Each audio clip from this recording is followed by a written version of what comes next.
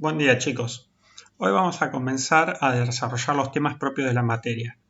Ya he dejado atrás la parte de repaso y la matemática básica y la mecánica básica. Vamos a empezar a detallar todos los procesos de conformados que existen para la obtención de piezas finales. Bueno, ¿qué es el conformado plástico? Es aplicar fuerzas a un cuerpo, el cual deforma para tomar las dimensiones finales de la pieza, las cuales a nosotros nos interesa obtener. Para hablar en general, salvo algunos metales o aleaciones bastante especiales y particulares y difíciles de trabajar, la mayoría de los metales se consideran bastante dúctiles y que pueden ser deformados en grandes rangos de deformación antes de romperse o que aparezcan las primeras fisuras, los cuales los hacen no aptos para el uso. Bueno, también tenemos que tener en consideración los mecanismos que hayamos visto anteriormente en cuanto a la recristalización, lo que hace que podamos definir al conformado plástico en dos grupos. Lo que es en caliente nos permiten obtener grandes deformaciones, ya que a alta temperatura el material es más dúctil y también tiene menor resistencia a ser deformado. Con la ventaja de que al ser menor las tensiones desarrolladas, necesitamos equipamiento de menor tamaño y tonelaje. Por ende, equipos más económicos. ¿Qué contrapartida tengo? Es que tengo pérdida de material por oxidación, se generan escamas de óxido que durante el proceso se van perdiendo, lo que quita material a la pieza final, y eso hay que tenerlo en consideración a la hora de proveer el bloque inicial que tenga un sobrevolumen ponderando estas pérdidas. Y también la mala o pobre terminación superficial. Y eso depende de la pieza, si a nosotros nos interesa o no su calidad. Por otro lado tenemos el trabajado en frío, donde ya habíamos visto que a medida que vamos deformando la resistencia del metal aumenta, con la consecuente pérdida de ductilidad, pero como beneficio tenemos que las piezas tienen una buena o muy buena terminación superficial, es más fácil de controlar las dimensiones finales también, y con qué propiedades mecánicas finales deseamos dejar a la pieza. No siempre los procesos de conformado de una pieza se realizan en una sola etapa. Hay veces que lleva 2, 3 y dependiendo del proceso, como el trefilado, puede llevar hasta más de 10 etapas. Y después vamos a ver el porqué de la necesidad de más de una etapa. Obviamente que la mayor cantidad de etapas y los procesamientos intermedios que pueden haber entre ellas encarecen y dificultan el procesamiento de los materiales. Como dijimos, el conformado plástico produce la deformación de las piezas, lo que a nivel microscópico se traduce como un cambio en la forma y en la rotación de los cristales. Y a un nivel un poco mayor, también estamos hablando de la deformación de los granos, las fases y las inclusiones. Por lo cual tenemos dos definiciones de cambios estructurales producidos por el trabajado plástico.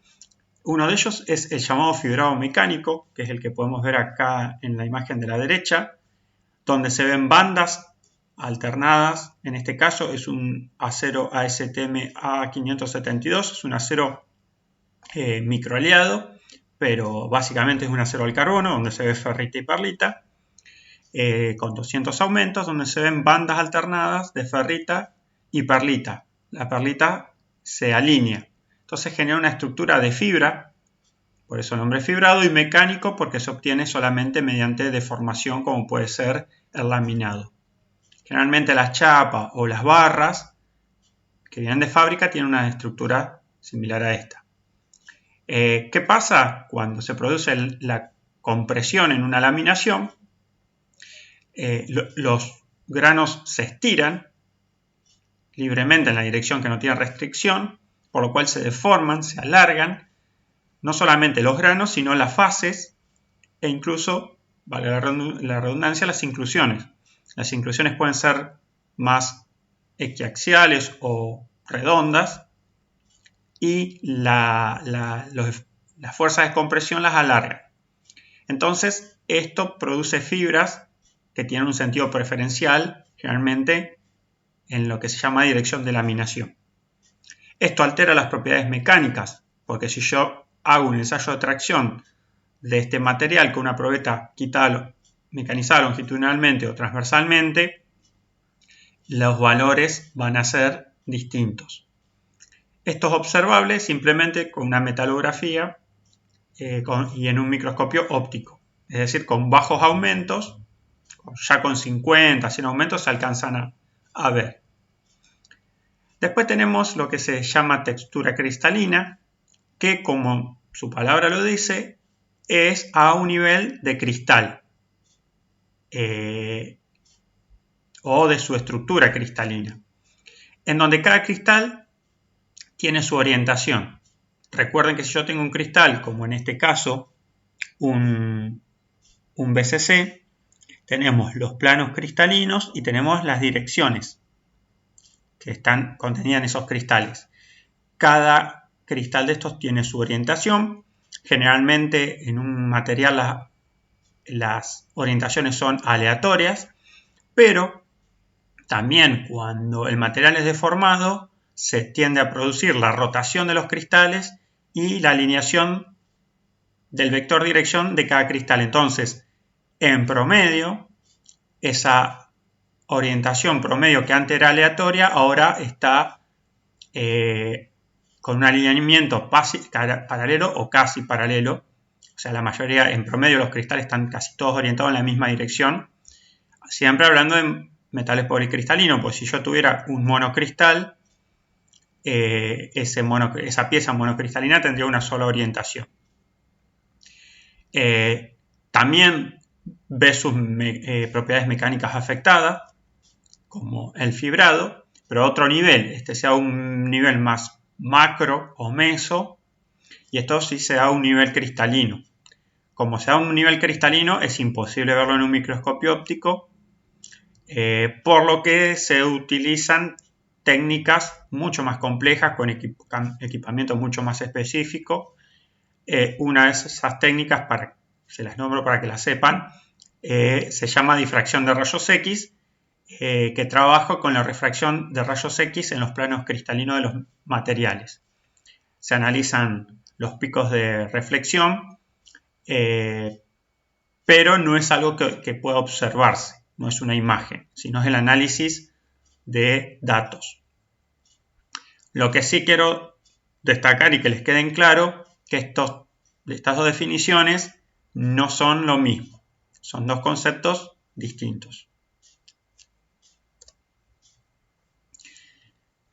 Bueno, dentro del conformado plástico podemos hacer dos grandes divisiones. Lo que se llama conformado volumétrico, que es cuando yo parto de una pieza cúbica, cilíndrica, pero en donde la relación área-volumen es chica, o sea que tiene poco área para el volumen del material. Formas cúbicas, prismáticas, tochos, palanquillas, como material de partida, que lo que voy a hacer es, mediante varios pasos de deformación, llevarlo a piezas, salvo la laminación, el resto de las piezas son no planas, pero es lo que se suele llamar el conformado volumétrico o de primera especie, de primer tipo, lo pueden llegar a encontrar, o primario, porque cuando yo salgo del alto horno con alguna forma de volumen importante, es la primera reducción a piezas de menor tamaño. Por el otro lado, tengo el conformado de chapas, que se suele llamar secundario porque generalmente para conformar una chapa primero tengo que partir de un cuerpo volumétrico y llevarlo a una chapa. Pero la diferencia está que el material de partida en este caso son chapas planas a las que yo las llevo a piezas que tienen un volumen pero que no dejan de ser chapas. Pueden cambiar un poco su espesor, pero pasa a tener una forma no plana, pero manteniendo la característica de una chapa, o sea, su relación espesor-área. Bueno, dentro del conformado de chapa tenemos el embutido, que está el embutido común o estándar, el embutido profundo, el corte, el doblado, el estirado, el hidroconformado. El Walsh, que es el inflado, se nombra, nosotros vamos a ver un ensayo de Walsh, que sería aglobado, por decirlo de alguna manera, pero cuando veamos con el hidroconformado, Walsh se puede considerar dentro del hidroconformado. Tiene una pequeña diferencia, pero por ahí no van a notar por qué Walsh es distinto a hidroconformado. Y el spinning o metal spinning, que no lo dejé en nombre en inglés porque no tiene una traducción directa, pero bueno, después van a ver cómo es la técnica. Se explica gráficamente, no quiero dar una definición porque la idea va a quedar en el aire y no les va a sumar nada que le haga una traducción. Después, en conformado volumétrico tenemos la laminación, que puede ser tanto de piezas planas como chapas o planchones, y piezas no planas. Vamos a ver que hay un tipo de laminación que también esa laminación la puedo considerar como una forja. Van a ver que de laminación a forja hay muchas similitudes, entonces las piezas no planas pueden entrar o en laminación o en forja rotativa. Después lo van a ver. Entonces tenemos laminación, extrusión, forja, en matriz abierta y en matriz cerrada, y el trefilado o trafilado, con A, lo pueden encontrar en alguna bibliografía, que es para la producción de varillas y alambres. Si bien este es el pantallazo, vamos a ir, algunos temas los vamos a desarrollar más, como extrusión, laminación, forja, trefilado, y a estos los vamos a desarrollar más levemente, pero en sí la idea es que conozcan todos los métodos de producción que existen.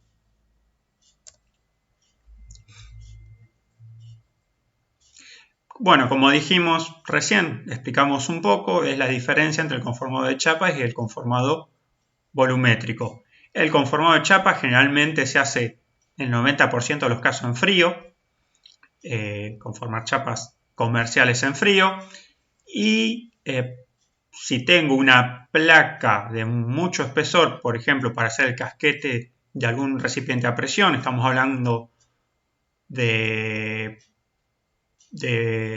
chapas de 20 milímetros, que se pueden llamar planchones, entonces se hacen caliente, pero no deja de ser una chapa. ¿Por qué? Porque su relación espesor versus área o área sobre volumen es grande. Entonces ahí sí hay que hacerlo en caliente, más que nada para evitar rotura del material y para que la prensa que produzca la deformación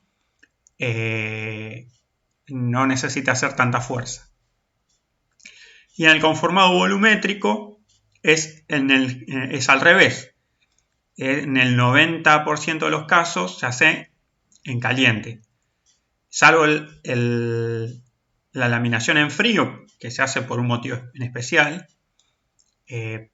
Después todas las deformaciones grandes, por ejemplo una forja, grandes piezas, se hacen caliente. Primero, como dijimos, para reducir la fuerza en los equipos, y aparte que el material se puede deformar prácticamente de manera indefinida sin roturas. Acá vamos a ingresar, se los marqué acá pero van a ir a la parte de cálculos, es que nosotros veníamos hablando de deformación como la variación de la longitud, porque siempre estábamos traccionando piezas, pero bueno, como acá en muchos de los procesos trabajan a compresión, definimos al término R como reducción, y es el área inicial menos el área final sobre el área inicial, que lo vieron en el práctico 2 como este mismo cociente como CW o trabajado en frío cold working o cold work. Entonces R es igual a CW. Ustedes en los ejercicios de forja van a usar R, pero para que no piensen que esto es una cosa y esto es otra, no es lo mismo. Y bueno, si usamos el cociente de las longitudes por propiedad de constancia de volumen, va a ser igual a la inversa de las áreas. O sea, fíjense que están cruzadas. Y lo puedo definir como logaritmo de 1 sobre 1 menos la reducción. Bueno, acá algunas imágenes, algunos esquemitas para que vean en los conformados de chapa cuál es la idea. Repito, cada uno de estos después lo vamos a ver en más detalle. Tenemos el estirado de chapas, donde la chapa con dos mordazas se la sujeta a esfuerzo de tracción, mientras una matriz con una superficie no plana hace un empuje y entonces mediante un estirado y un doblado indirecto se produce el conformado de la chapa. Después tenemos corte, que es la separación de una chapa en dos piezas. El doblado, el embutido, donde de una chapa plana creamos un envase cilíndrico en una sola pieza sin ningún tipo de unión ni soldadura. El spinning o metal spinning, que consiste en básicamente un torno, la pieza final que quiero obtener montada en el husillo del torno, y lo que se hace, se pone una chapa que comienza siendo plana, acá ya se la ve a mitad de camino, pero se pone una chapa plana que queda normal a este eje, con una contrapunta que hace presión sobre esta matriz metálica que es de la pieza final, y lo que se empieza es con una herramienta que puede ser una barra de acero con una punta redondeada simplemente o con una rueda. Se empieza a hacer presión a la chapa para que apoye contra lo que sería la matriz giratoria, y a medida que el conjunto matriz y chapa rotan, este herramental hace presión y lo que va haciendo lo va amoldando y le va llevando a la forma de revolución de este tipo de técnica. Por el otro lado, el hidroconformado se parte generalmente de tubos de sección circular o cuadrada, se lo mete dentro de una matriz con la forma final, y todo el conjunto por sistemas hidráulicos por presión cierran, y en las puntas se meten unas cañerías que llevan líquido a presión. Entonces, el tubo inicialmente, con las dos conexiones laterales, les ingresa un líquido a presión, que puede ser agua, obviamente agua con algún aditivo para evitar oxidaciones, y se infla por presión hidráulica y se deforma hasta que el tubo obtenga la forma final de la matriz.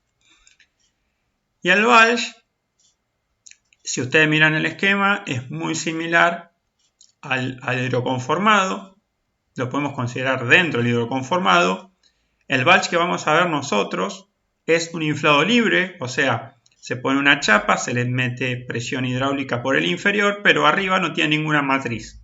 Entonces, al no tener ninguna restricción, deforma biaxialmente equilibrado con una forma esférica, tiende a una forma esférica final, hasta, bueno, nada, el adelgazamiento en el polo y la fisuración. Cuando se produce la fisuración y la el escape de líquido, cae la presión y no se produce más inflado. Acá les puse un ejemplo de un tubo que lo que hay que hacerlo es expandirlo a una especie de forma esférica, donde un pistón mete presión a un fluido que lo expande contra la matriz.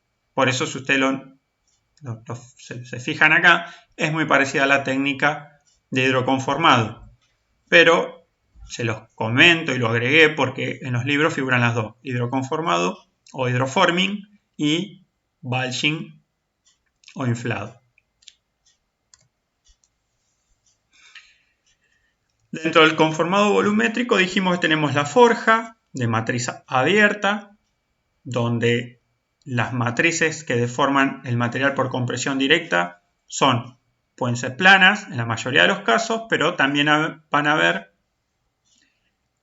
matrices donde una es plana y la otra es en forma de V invertida. ¿Para qué? Para ir rotando esta pieza y dando una forma circular. Si yo quiero partir de un tocho cuadrado o circular y quiero obtener un eje. O a veces también una de estas dos matrices es una media caña. Pero bueno, generalmente son planas. Y en forja de matriz cerrada se mete una pieza en una matriz donde no es plana, sino que tiene cavidad en las dos semimatrices, cosa que cuando las matrices se toquen, yo tenga la pieza final. Entonces pongo un material de una altura y lo voy comprimiendo. Esa compresión hace que el material deforme hacia los laterales y vaya llenando el molde. Hay cosas que voy a escribir más adelante porque voy a escribir hoy bien forja. Laminación, como dijimos, es meter una placa o una chapa de gran espesor o un tocho entre los dos rodillos. Estos rodillos rotan, meten la chapa y a medida que la chapa va entrando sale con un espesor diferente y obviamente incrementa su longitud. La extrusión generalmente se usan metales relativamente blandos y consta, para hablar mal y pronto, como hacer churros. Es decir, se mete un metal en un contenedor con un orificio, por el otro lado se ejerce una presión, también por lo general en caliente, y este material empieza a fluir por la boquilla, siempre en estado sólido, y obtengo una pieza de gran longitud con la sección que yo le quiera dar con la boquilla. Y el trefilado, si lo ven, es parecido a la extrusión, nada más que en vez de hacer la compresión, el trefilado se hace un tiraje. Y el cambio de sección es mucho más chico, es decir, acá puedo tener una gran sección inicial y pasar a una sección final muy pequeña. Y en el trefilado no. En el trefilado parto de un diámetro inicial y hago una reducción relativamente pequeña.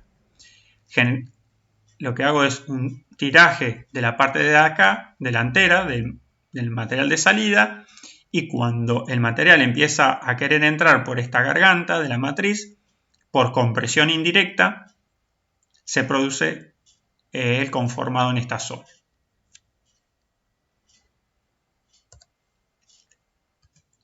Bueno, vamos a comenzar con el proceso de forja. La forja es un trabajado mecánico en caliente por una compresión directa, como vemos acá, del material entre dos matrices. Van a ver en los videos, les voy a dejar un par de videos, donde tenemos dos maneras de deformar el material. Una es con una compresión continua, con una reducción importante de la altura, que como es continua, se hace con una prensa hidráulica. Se realiza a baja velocidad, pero con una gran deformación. Y después la otra manera que tenemos de trabajar es, si no poseo una prensa, es con golpes. Entonces ahí utilizo un martinete neumático generalmente, hay de gravedad, hay de vapor, pero bueno, vamos a suponer uno neumático que es por martilleo. En vez de hacer una sola compresión de una altura considerable en un solo paso y con una gran fuerza de manera progresiva, se realizan varios golpes para producir la deformación, que es la técnica original de la herrería. O sea, es la forma primitiva de forja y de cómo empezaron a trabajarse los metales históricamente. Esta técnica de forja tiene muchas ventajas.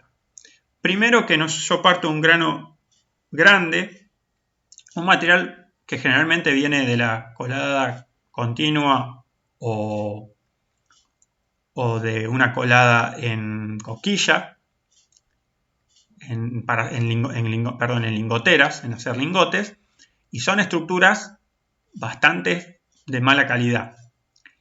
No en la calidad de la composición química, sino en lo estructural. Estas estructuras pueden tener rechupes, poros, segregaciones, inclusiones agrupadas. Tiene un grano grueso y desparejo, granos de un tamaño en una zona y granos de otro tamaño en otra. Un desastre, una estructura muy mala. ¿Qué pasa? Como dijimos que la forja generalmente en caliente, el material al estar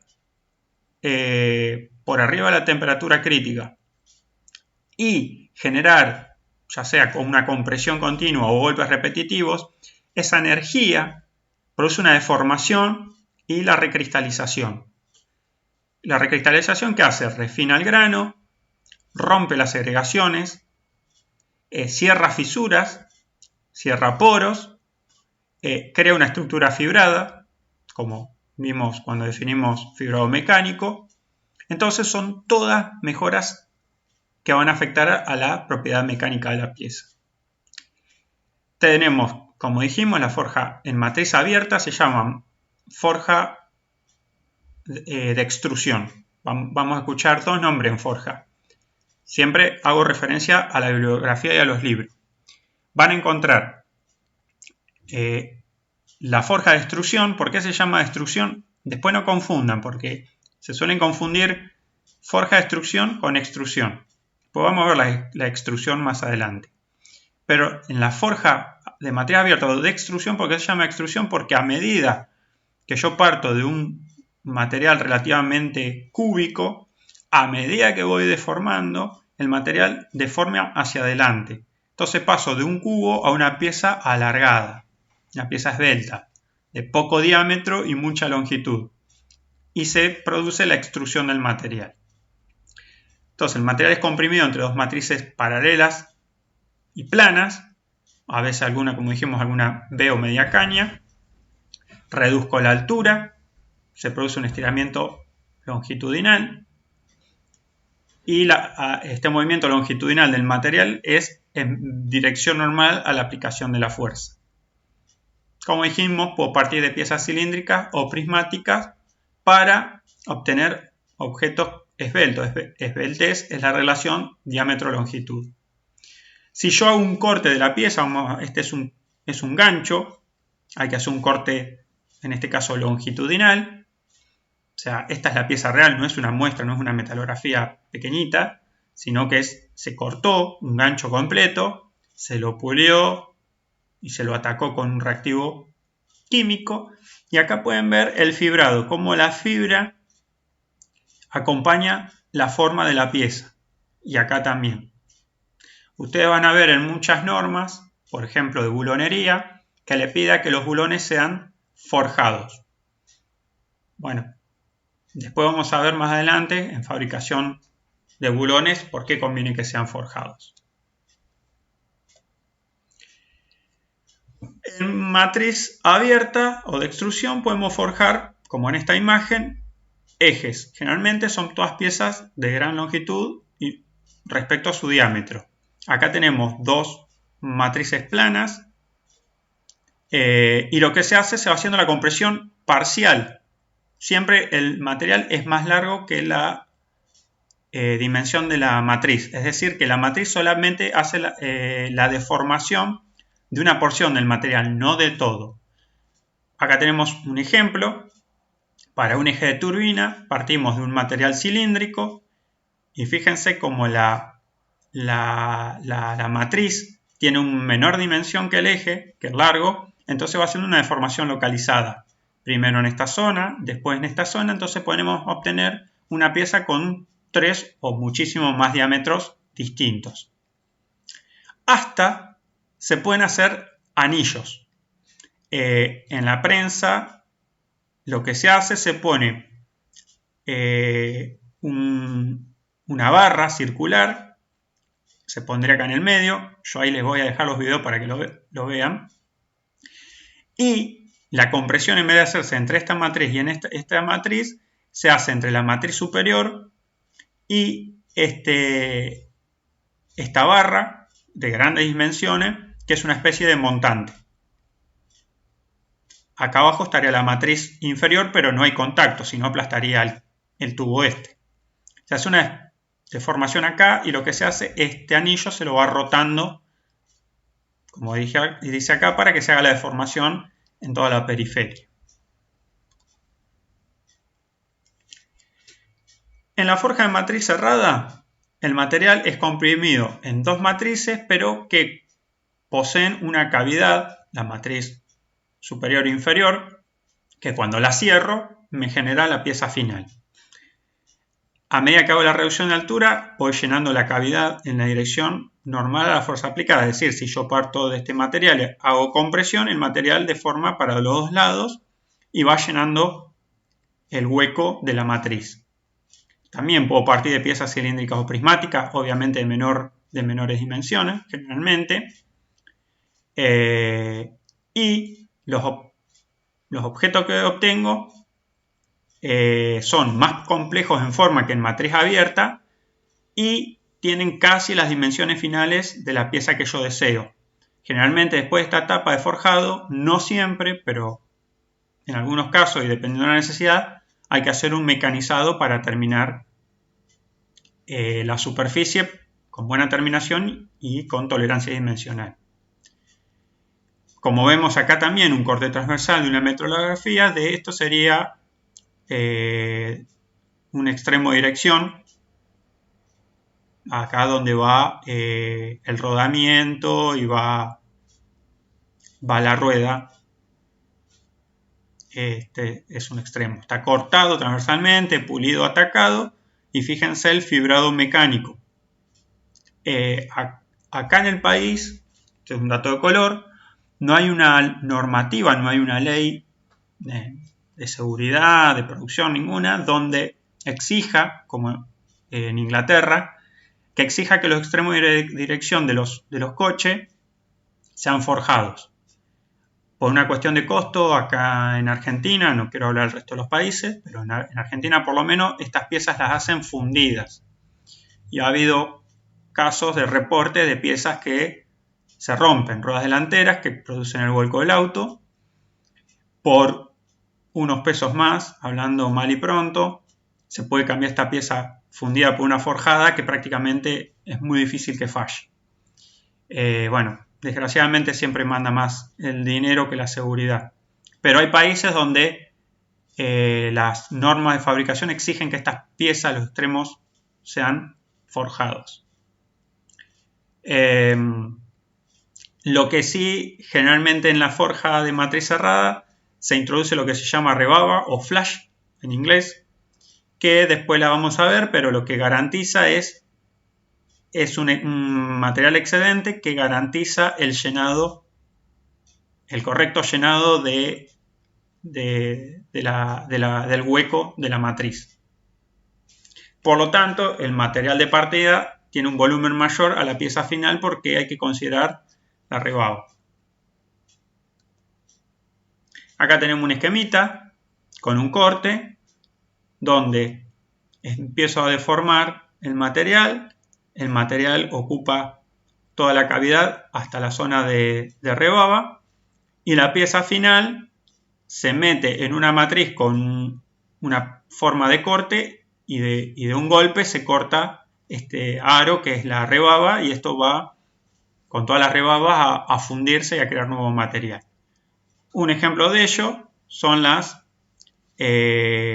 matriz para crear bielas. Esta biela se parte de una barra, generalmente de un tramo de barra de sección circular, pero no se hace de un solo golpe, no es que se deforma por golpe o por compresión y se obtiene la forma final. Se hace una forja progresiva. En varios pasos se van haciendo preformas hasta llegar a la forma final. Bueno, alguna idea ya tendrán para responder esta pregunta. ¿Por qué una estructura forjada es mejor? Como dijimos, hacemos un ranking donde la peor calidad mecánica, obviamente hablando, son las piezas fundidas. ¿Por qué? Porque las piezas fundidas tienen segregaciones, poros, rechupe, granos sin orientación, sin un fibrado preferencial. Entonces, todos estos defectos son posibles concentradores de tensiones para producir la rotura de la pieza. ¿Pero qué pasa? Son económicas porque ustedes en una colada producen cientos de piezas. Entonces tenemos una alta producción y es una técnica económica. Por eso se la usa tanto. Pero todo depende del uso de la pieza, si vale o no producirla con alguna de estas técnicas. Después una calidad intermedia la tienen las piezas mecanizadas que parten de una barra. Supongamos que esta pieza parte de una barra con un diámetro un poquito mayor que este y empiezo a mecanizarla. Tiene un fibrado, pero es el fibrado original de la barra, es un fibrado longitudinal que es mucho mejor obviamente que el fundido, pero no es el mejor. El mejor es el de las piezas forjadas, ¿por qué? Porque, como dijimos, todos los beneficios de cerrar poros, disolver segregaciones, el grano afinado, hay un fibrado que es un fibrado que sigue la forma de la pieza. Entonces este le da las mejores propiedades. Pero por el otro lado, la producción es más lenta, porque hay que hacerlo pieza por pieza, no es que se cuelan varias a la vez. Hay algún tipo de prensa o matriz que permite hacer dos piezas a la vez, pero generalmente es de a uno. Entonces es más costosa, más que nada por la mano de obra, más que por el proceso en sí. Es un proceso más lento, entonces por eso es un poco más costosa. No es la locura, pero bueno. Hay piezas que la norma exige que sean forjadas. Bulones forjados, bridas forjadas, cuerpo de válvulas forjadas. Cuando más es el requerimiento mecánico, por ejemplo, una brida para cañería de alta presión, debe ser forjada. Un bulón, que es una pieza crítica de algún elemento que va a trabajar a mucha tensión o es un elemento que por seguridad no puede fallar, también se lo hace forjada. La cabeza se forja para que no se corte en esta zona entre la cabeza y el cuerpo. Y hasta la rosca también es laminada, no forjada. Después vamos a ver qué tipos de roscas se pueden hacer por conformado. Bueno, productos obtenidos. Si uso matriz abierta, generalmente son grandes piezas o medianas a lo sumo, pero siempre objetos de revolución, o sea, geometrías sencillas, objetos de longitud, esbeltos, como pueden ser cigüeñales, ejes, barras. Puedo terminar como producto final un bloque para alguna máquina. Anillos, como vimos, rotores de generadores eléctricos de grandes dimensiones y algunos que otro más, pero fíjense que el tipo son todos de mayor longitud que diámetro, son todos cuerpos de revolución. En matriz cerrada generalmente hacemos de piezas de medianas a pequeñas. Bueno, un montón. Bielas, las herramientas de mano, los cuerpos de válvulas, bulones, bridas, piezas de acero, piezas de dirección de los autos del tren delantero, de la dirección, bieletas, extremos, todo lo que es, las barras las barras antirrolidos o estabilizadoras, casi todas las piezas del tren delantero.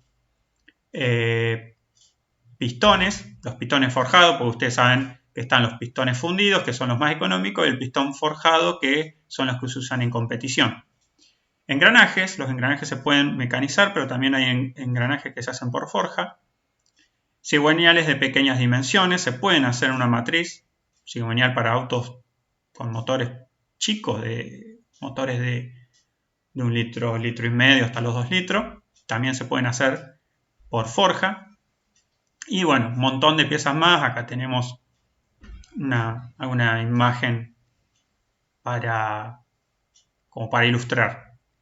Y como dijimos, se puede la pieza partiendo de una barra de material, la pieza final obtenerla en una sola deformación, o hay veces que se hace de manera progresiva con varios pasos de formación desde la pieza inicial hasta la pieza final. Bueno, dejadas las generalidades, empezamos a desarrollar en sí un poquito más específicamente cada tipo de forja. Como dijimos, tenemos en la matriz abierta 2 matrices. Vamos a trabajar de acá en adelante con matrices planas, donde por compresión se produce la expansión lateral del material. Si no hay fricción, en un caso ideal, que no son los casos reales, pero para hacer los primeros análisis matemáticos y obtener las primeras ecuaciones, podemos considerar que no hay fricción. Entonces, ¿qué pasa? Los puntos en contacto que están del material que están en contacto con la matriz, al no haber deslizamiento, se mueven de la misma manera que se mueven los puntos que están más alejados de la matriz, que serían los centrales. Entonces, esta cara se mueve paralelamente, como se ve acá. Pero, en la realidad, a medida que empezamos a generar compresión, ustedes recuerdan que la fricción tiene que ver con la fuerza esta. Las fuerzas de fricción son normales a la fuerza P que la genera, y el valor es de la fuerza esta de fricción sería mu, coeficiente de fricción, por la fuerza P. Entonces, a medida que esta P aumenta, porque va a ir aumentando, porque yo cada vez tengo que deformar más, entonces esta P va aumentando, estas fuerzas de fricción también van aumentando. Entonces, como esta fricción aumenta, evita que el material en la parte en contacto con la matriz se pueda desplazar, pero el material que está por debajo de esa cara, a medida que me alejo de la cara o me acerco al centro, ese material deforma más.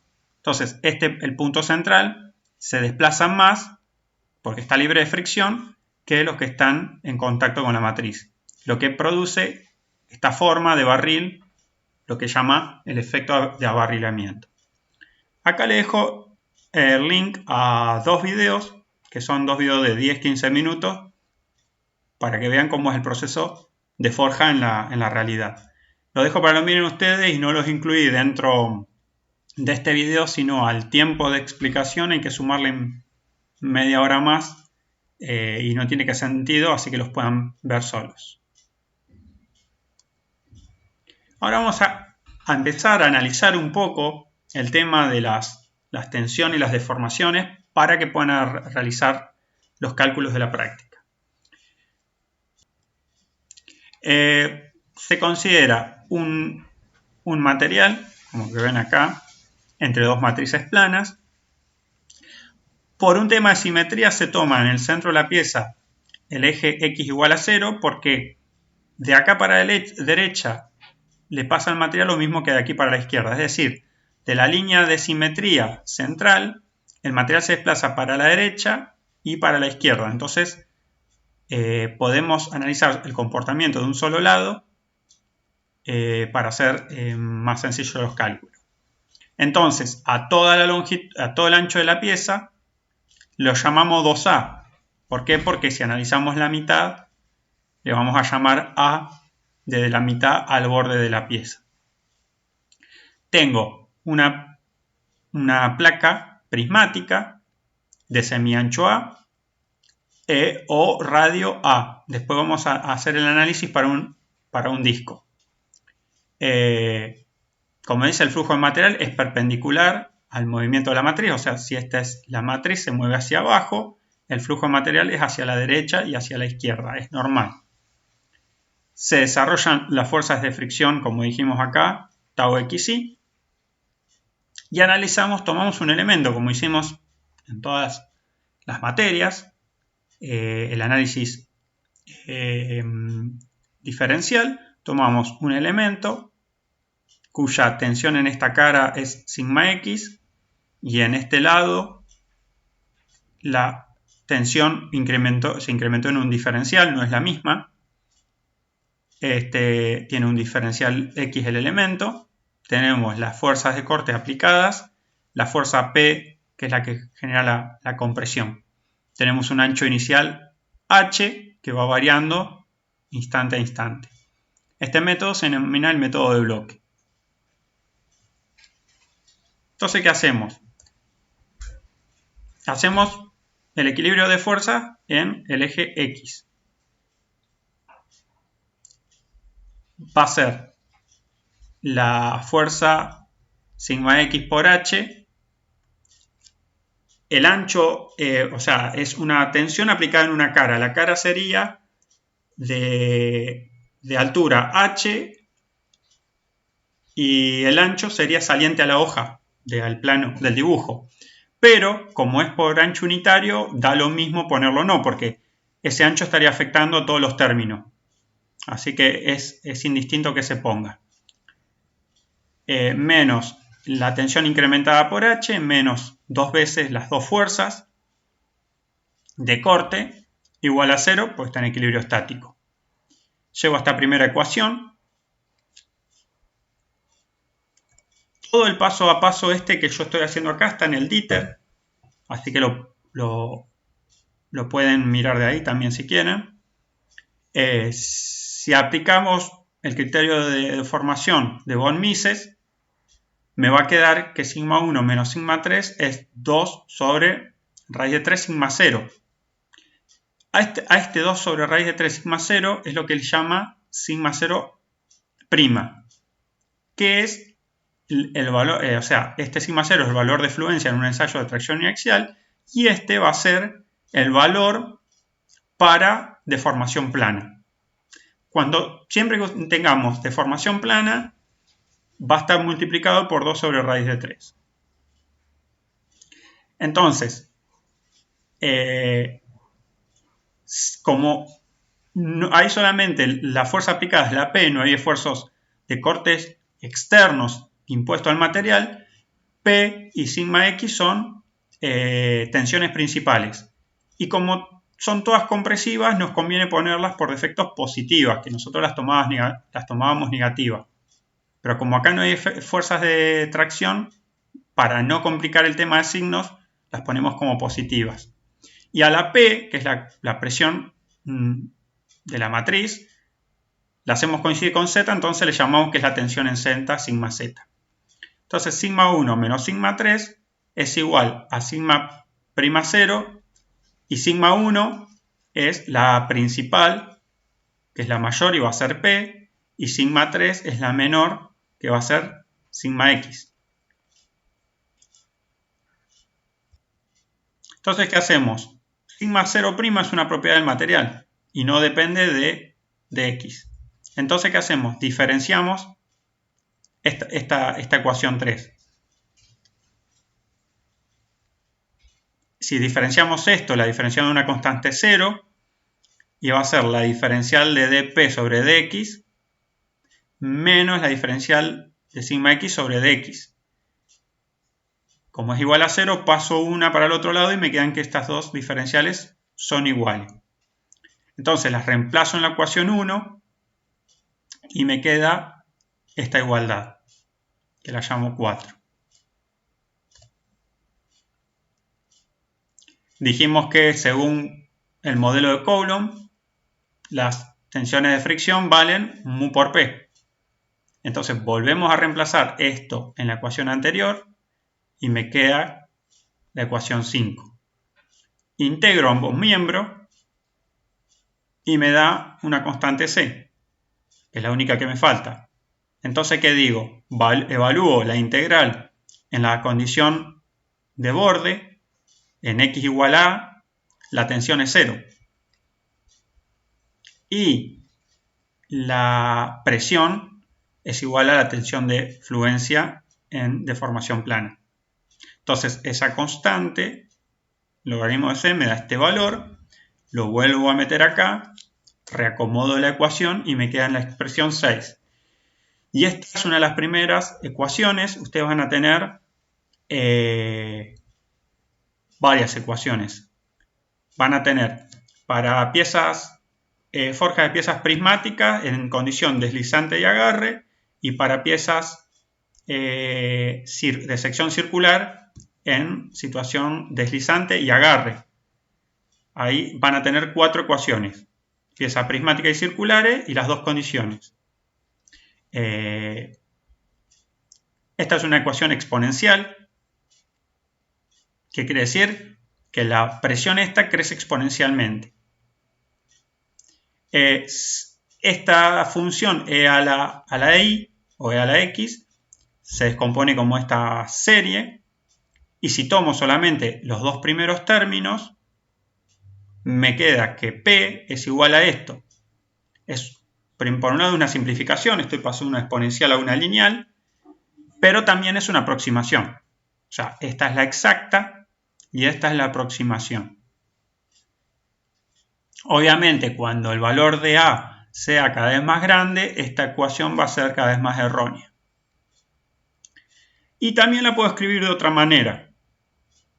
Esta misma ecuación, en vez de ponerla en función de A, yo digo que L, que es la longitud de la pieza, va a ser 2 veces A. Entonces, ¿qué hago? Meto este L igual a 2A en esta ecuación, la trabajo y me queda que P es sigma 0' por E elevado a todo esto. Es mu por L sobre H por 1 menos 2x sobre L.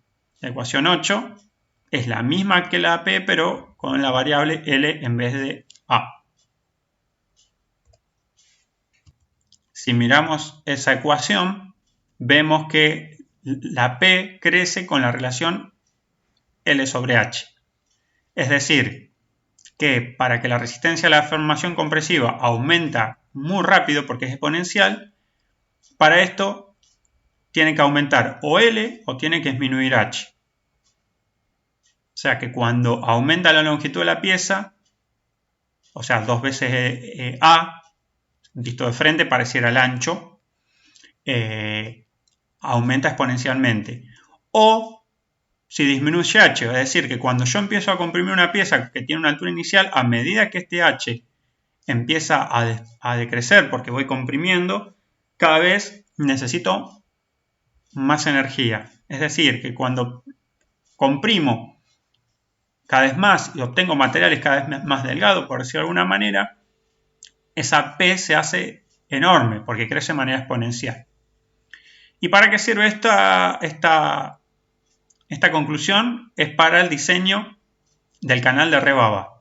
Los canales de rebaba son largos, pero de poca altura. Entonces, cuando yo comprimo y el material entra en el canal de rebaba, tener una gran longitud y un baja altura en ese canal hace que la presión para que el material fluya dentro del canal de rebaba sea muy alta. Al ser alta, ¿qué hace el material? Al no entrar en el canal de rebaba, empieza a llenar bien la matriz donde tiene que llenar, que es donde voy a obtener la pieza. Entonces se puede pensar como una especie de fusible, de zona fusible. O sea, primero se va a llenar la oquedad y toda la presión que sobre, recién esa va a ir al canal de rebaba. O se puede pensar que el canal de rebaba es el último lugar donde va a ir el material. Primero va a llenar el hueco de la matriz. Nosotros hasta ahora sacamos P instantánea, o sea, cómo varía la presión punto a punto respecto a su posición. Pero cuando yo quiero sacar la fuerza que tengo que hacer, necesito un valor de P medio.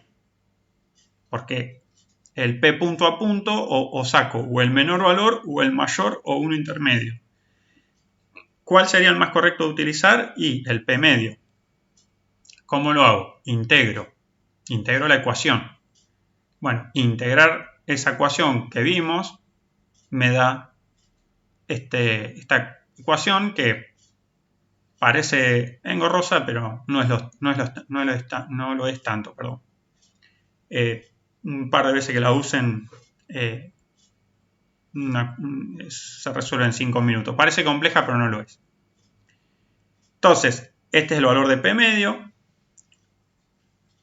Y la carga total va a ser esa P media por la superficie donde se aplica, que es la sección transversal de la placa, del prisma, que va a ser 2 veces A, que es el ancho visto desde el frente, por W, que es por eso dije que A lo tomamos entre pinzas como ancho, porque se ve de enfrente, pero el verdadero ancho de la pieza está en la dirección normal al plano de la hoja, o sea, lo que no se ve. A ese ancho le llamamos W. Estos tengan cuidado a qué le llaman ancho cuando les dan a resolver una pieza, para después ver a qué le llaman A y a qué le llaman W.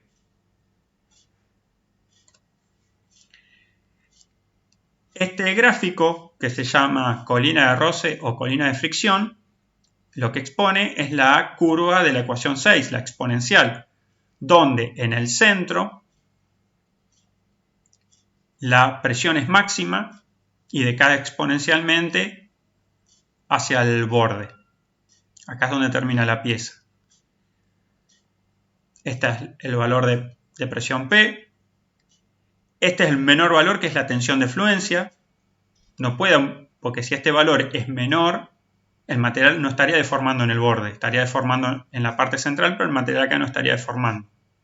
Y eso no puede ocurrir. Por una condición de continuidad, si el material empezó acá, mueve la deformación hacia afuera. El valor máximo que va a tomar es cuando x igual a 0. Reemplazan en x igual a 0 en la ecuación y les va a dar este valor, que es el pico, es el máximo. Y este sigma 0', como vimos, era 2 sigma 0 sobre raíz de 3.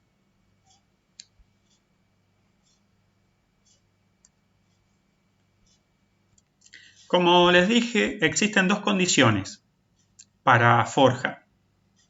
Es la fricción deslizante o sliding friction.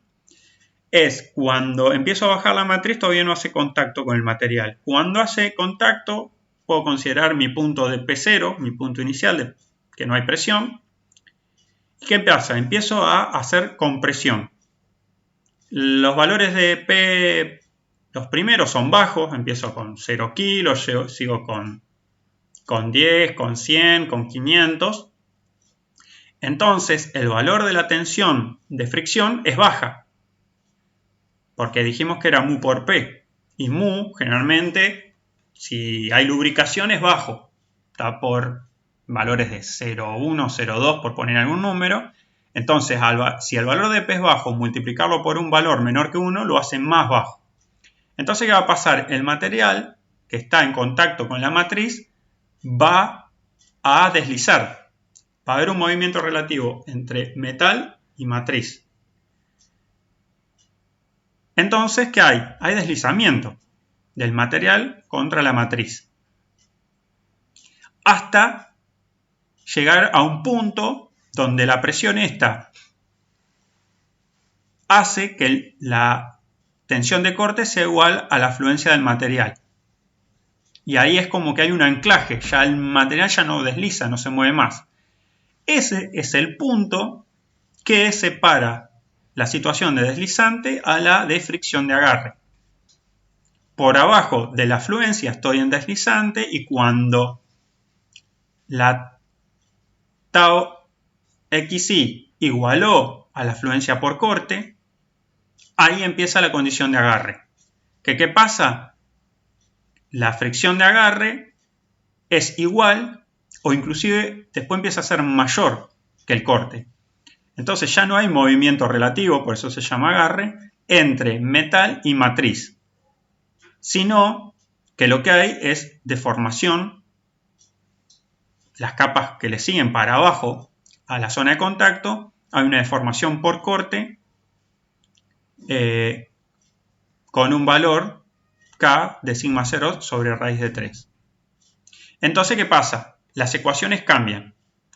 Si meto esta condición en la ecuación 4, obtengo una nueva ecuación, que es la 11, y fíjense que no es exponencial respecto de x, es lineal. Sigue existiendo sigma 0', porque sigue siendo una deformación plana. Entonces, esta ecuación 11 es la condición para una forja de un cuerpo prismático, pero en condición de agarre. Y esta es P media, o sea, es integrar esta y evaluarla, como hicimos antes, y mira que el valor medio es esta ecuación. Como esta es lineal, la integral va a ser, fíjense, es un valor constante respecto de x. Entonces hasta acá tenemos dos ecuaciones, P para deslizante, P para agarre, y tenemos las P media, que son las que vamos a necesitar para usar el cálculo de P, de la carga total.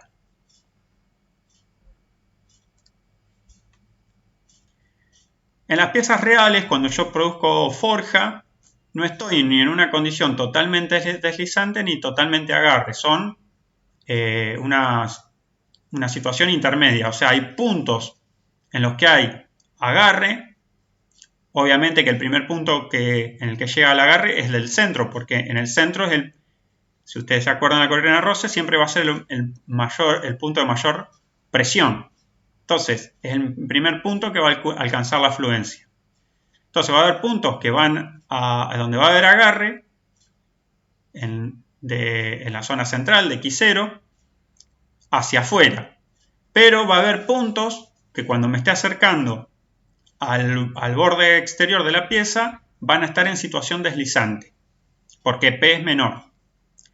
Entonces, voy a tener una situación mixta. Empiezo como en la zona central como agarre y hay una transición a una zona deslizante. Entonces, la distancia de la línea central al punto este de transición lo designamos como x1 y que se cumple que en la condición de agarre y fricción, o sea, en este punto, se dan las dos situaciones. Como es una transición, hay igualdad entre mu p y k, que es sigma 0' sobre 2. Esta es la condición que ustedes van a tener que usar para cuando tengan que calcular este punto de transición.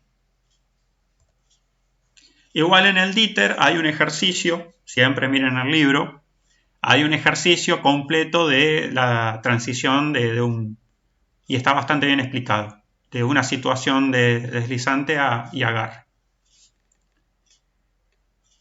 Ahora vamos a ver las ecuaciones para cuando yo estoy deformando un disco. Para hacer el estudio de la forja y los esfuerzos para un disco circular, tomo una porción vista desde arriba. Es decir, esta es una porción de la sección circular. El análisis no lo hago desde el espesor, como en el caso de la placa prismática, sino de una sección transversal vista desde arriba. Tomo esta zona que le faltaría estar rayada, que es el elemento. También tengo en sistema polar, entonces tengo las tensiones sigma R más el diferencial, o sea, porque vimos que de un punto a punto va creciendo la tensión. Tengo la de θ, que es tangencial, y la Z, que estaría, acá se ve en el plano, pero en realidad no está en el plano, está normal a la hoja. Bueno, fíjense que este dibujo acá se ve el espesor porque se ve la altura h, es decir, que si no está bien dibujada la perspectiva, pero está mostrando la parte superior y en el espesor. Tengo el radio y el diferencial R. Bueno, si planteo el equilibrio de fuerzas en la dirección R, de todo esto de la misma manera que lo hice con la prismática en X, obtengo esta suma de fuerzas, que es bastante sencillo, lo hacen de la misma manera. El desarrollo de esta ecuación está en el DITER y no la voy a hacer para no seguir perdiendo tiempo. Análogamente se desarrollan las ecuaciones. Es una pieza cilíndrica o axisimétrica, o sea que tiene simetría respecto al eje central, que tiene un radio R igual a A, y también para las dos condiciones, para deslizamiento y agarre. Pero en este caso, fíjense que las ecuaciones no tienen sigma 0', sino tienen sigma 0. ¿Por qué? Porque cuando yo deformo un disco de un diámetro inicial de 0 y lo comprimo, obtengo otro disco de un diámetro de 1 mayor. Y en sus dos direcciones, si lo pongo en un eje XY, deforman en X y en Y. Entonces no es deformación plana. Esto es lo más claro que les tiene que quedar, que cuando deformo un disco, no hay deformación plana. En el prisma sí hay deformación plana porque no se está viendo el W que es saliente a la hoja. Ese se considera constante. Pero acá, en un disco, no hay deformación plana. Entonces, en vez de sigma 0', es sigma 0. En todas las ecuaciones, fíjense, acá, acá, acá y acá. Y fíjense que en deslizamiento tiene una ecuación también exponencial y muy parecida, que tiene a mu y a h.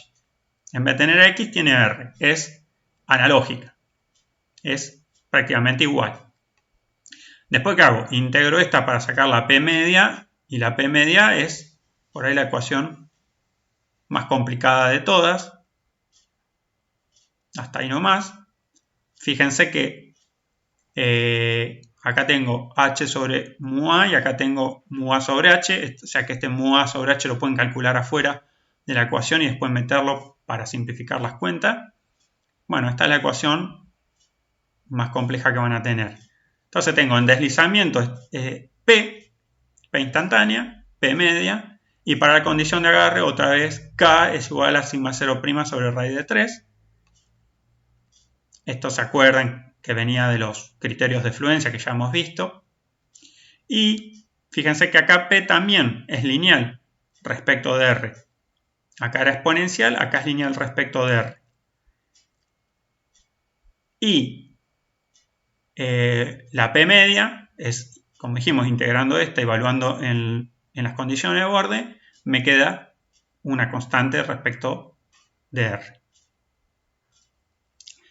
Bueno, chicos, hasta acá fue la introducción a los procesos, la descripción de forja, una descripción básica y las ecuaciones. Lo quería dar esto primero para que puedan hacer los ejercicios. En el próximo video ya vamos a ver más particularidades específicas de forja del proceso en sí. No sé si me queda alguna que otra ecuación, pero bueno, vamos a empezar a estudiar las variables del proceso. Así que bueno, hasta el próximo video. Gracias.